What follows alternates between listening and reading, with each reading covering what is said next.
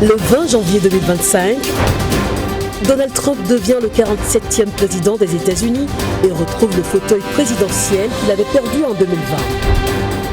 Suivez en direct sa prestation de serment sur toutes les plateformes de VOA Afrique. Reportages, analyses et comptes rendus en direct de nos reporters sur le terrain. Ne ratez pas notre couverture complète à partir de 16h temps universel sur Facebook et à la radio. À la télé, nous vous proposons une édition spéciale du Monde aujourd'hui, de 19h30 à 20h temps universel. L'investiture de Donald Trump comme 47e président des États-Unis, c'est le 20 janvier 2025 sur VOA Afrique.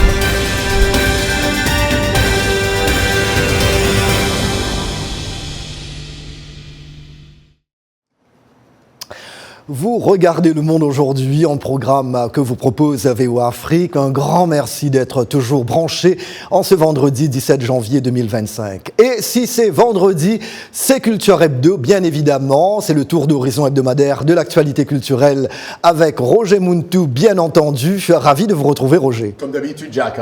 Merci. Trop plaisir d'être là. Absolument. Ouais. Triste nouvelle, David Lynch, géant du cinéma américain, n'est plus. Un grand, vous connaissez très bien d'ailleurs, Jacques. Oui, figure emblématique, vous l'avez dit, du cinéma américain, à l'influence immense, réalisateur de Twin Peaks et Mulholland Drive. David Lynch est mort à l'âge de 78 ans, a annoncé jeudi sa famille dans un communiqué publié sur sa page Facebook officielle. Né en 1946 dans le Montana, nord-ouest des États-Unis, David Lynch est considéré comme un maître du cinéma ayant révolutionné l'art visuel et marqué durablement le 7e art grâce à l'atmosphère inquiétante et obsédante de ses films. Son film Sailor et Lula en 1990 lui a valu la Palme d'Or à Cannes. Bon nombre de ses œuvres sont devenues d'ailleurs cultes.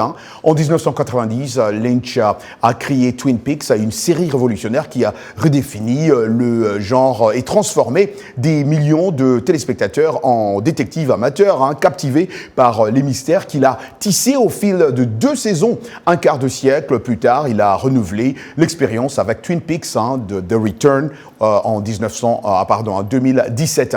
Nommé à plusieurs reprises aux Oscars, Lynch a reçu une statuette d'honneur en 2019 pour l'ensemble de sa carrière. En France, il a obtenu le César du meilleur film étranger pour Mulholland Drive, un grand du cinéma. Oh, absolument. Twin Peaks, vous l'avez mentionné aussi, Mulholland Drive, évidemment, c'est des œuvres à ne pas rater certainement. Exactement.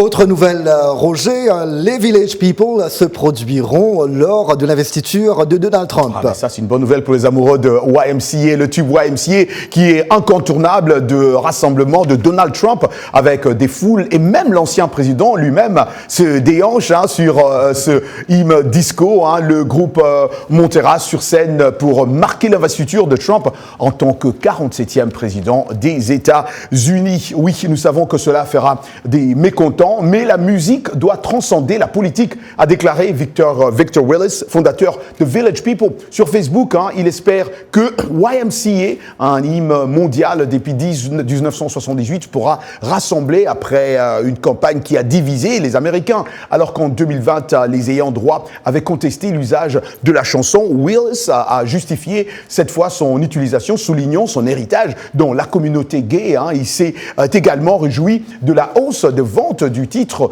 après la victoire de Donald Trump. Le 47e président des États-Unis pourra aussi compter sur la présence de la chanteuse country Carrie Underwood qui devrait interpréter le morceau patriote America the Beautiful.